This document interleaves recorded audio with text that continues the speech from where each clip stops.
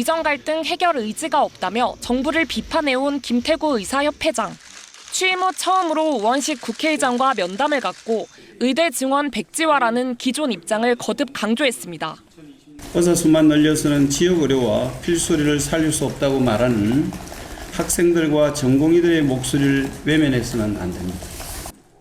우 의장은 정부와 여당이 좀 더 유연성을 갖고 대화해야 한다면서 적극 중재에 나서겠다고 화답했습니다.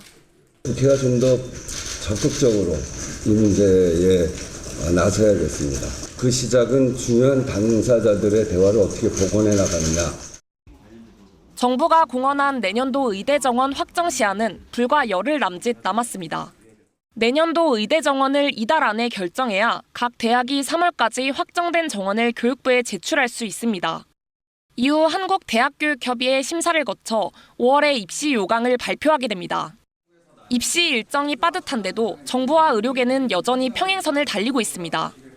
대통령 탄핵 국면에서 정부의 통제력은 예전 같지 않은 상황입니다. 이주 교육부 장관과 조경 복지부 장관께서 이런 것들을 맡아서 하고 있지만 해결에 진전이 없는 상태고. 휴학생 복귀 시 올해 의대 1학년은 7,500명. 과연 정상적인 교육이 가능할지를 놓고서도 정부와 의료계는 첨예하게 맞서고 있습니다. KBS 뉴스 진선민입니다. 최근 교육부에 제보가 접수됐습니다. 같은 의대생이 단체 대화방에 휴학계 제출 현황을 반복해 올리는 등 휴학을 심리적으로 압박했다는 내용입니다. 심지어 입학 예정인 신입생에게 직접 연락해 휴학을 강요했다는 주장도 나왔습니다. 이런 제보를 바탕으로 의정 갈등 이후 지난 1년간 교육부가 경찰에 수사 의뢰한 사건이 모두 11건에 달합니다. 개강이 코앞이지만 지난달 전국 39개 의대 휴학생은 18,000여 명, 전체의 95% 수준입니다. 의대 정원이 한 학년 최대 400% 늘어났음에도 건물 지을 땅도 못 고르고 있는 게 현실입니다. 그러나 정부는 자초한 의료계약을 회피만 하고 있어 휴학기를 제출할 수밖에 없는 상황이 되었습니다. 현재 응급실을 갖춘 수련병원에 출근하고 있는 전공의는 전체의 8.7%에 불과합니다. 사직 전공의 절반 이상은 이미 일반의 신분으로 경증 환자를 주로 진료하는 개원가에 재취업했습니다. 수련 특혜와 입영 연기라는 당근 체계도 불구하고 올 상반기 전공의 모집 지원율은 2.2%에 그쳤습니다. 의대 증원뿐 아니라 정부의 의료 개혁 정책 자체를 폐기해야 한다는 입장인데 정부로선 받아들이기 어려운 게 현실입니다. 지난 1년간 의료 공백을 메우기 위해 투입한 국가 재정은 3조 3천억 원에 이릅니다. KBS 뉴스 홍성입니다.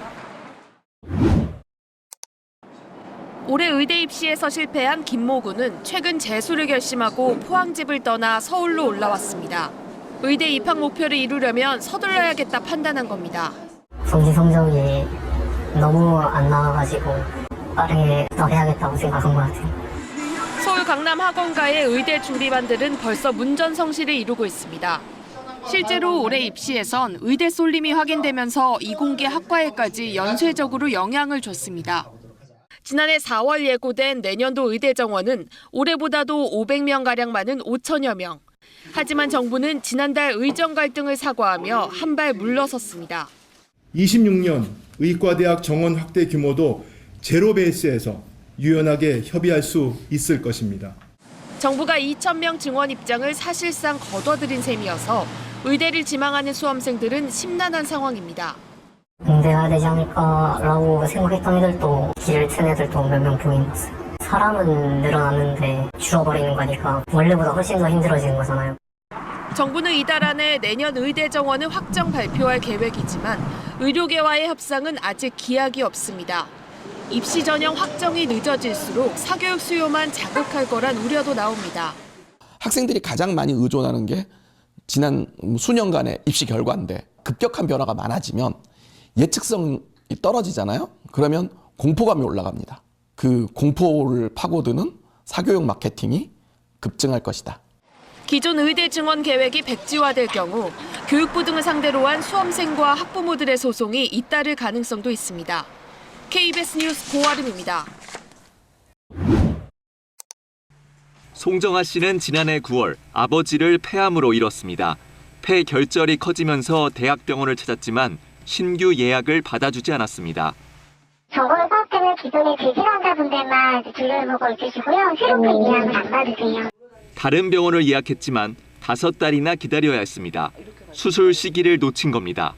빨리 병원에서 그러니까 진료를 받을 수 있었다고 하면은 그렇게 갑자기 우리가 아버지도 본인도 준비 못하고 우리도 준비하지 못한 상태에서 이렇게 보내드릴 일은 없었겠죠. 실제로 상급 종합병원의 암 수술 건수는 전공의들이 떠난 이후 16% 줄면서 신규 환자가 직격탄을 맞았습니다. 난치성 통증 질환을 앓는 이 30대 남성은 하루에 먹는 약이 40알이 넘습니다. 2주에 한 번 받던 통증 완화 시술도 1년 가까이 못 받았습니다. 교수님이 지금 입원, 외래, 응급실, 수술 다 보다 보니 그 주사를 놔줄 시간이 없는 거예요. 뼈를 그냥 잘라내는 통증들이 계속 오니까 이게 너무 힘든 것 같아요. 보건복지부는 상급 종합병원의 수술 건수가 의료 대란 전의 79%까지 회복됐다고 설명합니다. 하지만 실상은 임시 방편에 불과합니다. 잠이라도 좀 편하게 자고 오자 하다가 새벽 2시 반, 3시에 콜 받고 새벽에 오는 거예요. 많게는 한 5-6명이 보던 일을 이제 혼자 하는 거예요. 지난 1년 하루하루 불안에 떨던 희귀 질환자와 그 가족들에게 의정 갈등은 생사가 걸린 문제입니다.